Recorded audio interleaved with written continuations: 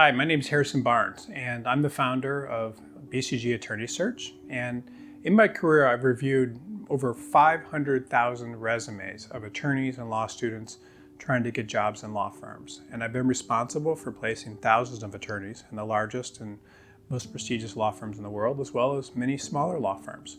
So stay tuned, because I'm about ready to teach you just about everything that I know about resumes and what I've seen work and not work. Now today, what I'd like to talk to you about is focusing on your resume and different things that you need to remove from your resume in order to get the kind of position that you want. I've seen so many people make mistakes on their resume. It's really hard to believe, and these mistakes can keep you from getting a really good job. So I want you to hopefully listen to what I'm saying today, because it will help you get a much better job. Now, if all this is too much for you, then you should just have your resume professionally prepared. We do have services. There are services out there like Law Crossing Concierge and other things that can prepare attorney resume, that can prepare your resume professionally. But also I'd be happy to provide you feedback on your resume if you submit your resume to us at bcgattorneysearch.com. We'll review it and generally give some feedback. There's also a link in the description next to submit your resume. It will take you directly to our submission page where you can send us your resume to BCG. When it comes to getting a job at a law firm, you all need a resume that lists your most relevant and important qualifications. But a huge question they get all the time is what to include and what to leave out. And people are really worried about which qualifications matter to law firms and which accomplishments are worth including and what other people are doing with their resumes, which makes sense. But here's the thing. Your resume is essentially an application, and your resume only needs to communicate that you're the most ready and most capable person for the job. And I have several stories I could tell you about what makes an irrelevant resume. So here are 6 things that attorneys and law students need to remove from their resumes. The first thing is too many personal details.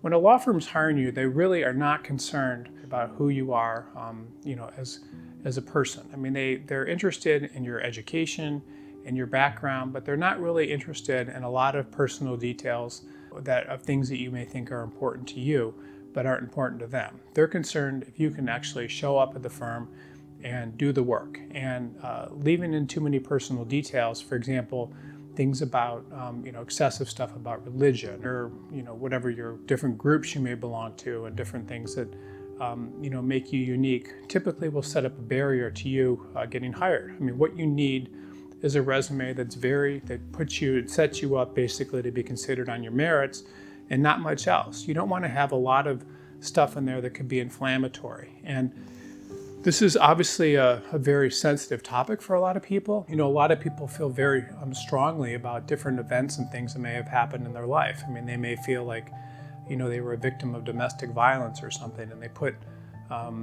details about the fact that they're a member of a domestic violence support group. Or I've even seen people list AA and stuff on their resume, and that's not really something that law firms are going to be interested in. You want to be considered on your merits and not because of a special religious or ethnic or any other group you may be part of. Those things obviously will come into effect and be considered by a lot of law firms, but it's really not something you want to include. As inflammatory as that may sound, those sorts of things can really get in the way. Listing the fact that you're a Republican when you're applying to firms in New York City is probably not a good idea. It's just not, or even Los Angeles. It's just those are personal details that a lot of law firms aren't going to be interested in and that are probably going to hurt you. You need to leave that stuff out.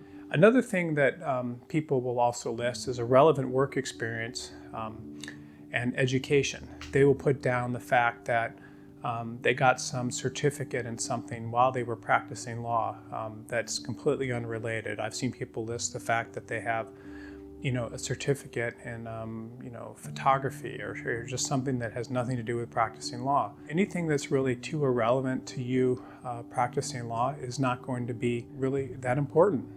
Your education, to the extent that it's relevant to practicing law, is important, but if your education shows that you're too far removed from practicing law and that there's too many interests outside of that, then that's not going to help you. Too much experience in another direction is not going to help you. So you want to keep things really, closely related to, what you're doing. Another mistake that I see a lot of people make is I see people make ridiculous formatting on their resume. They may use large blocks, different colors. A lot of times they're going to use inappropriate words, tone, and they'll make mistakes sometimes with dates. And you need to make your resume look normal. You can't try to get attention with the size of your fonts or the words you use. If they see mistakes on your resume, they're going to assume that you will also make mistakes as well. Another thing I think people do is a lot of times they'll have lies and exaggerations. They'll try to say that they were the best at this or the best at that. There's nothing wrong with listing your class rank if you had a very high class rank, and there's nothing wrong with that or anything, but there is something wrong with exaggerating, on your resume. So, you need to, not exaggerate. Anytime you try to look like you're better than other people, and things like that in your resume, it just doesn't look good. People don't like that. A lot of times people will say negative things about a former employer in their resume, and you need to keep that off as well. So those are the top 6 things, I think. And remember, if you have any questions, you can always click Ask Harrison a Question. If you'd like feedback on your resume, click the link next to Submit a Resume. And that's it. I appreciate you watching this video. Thanks.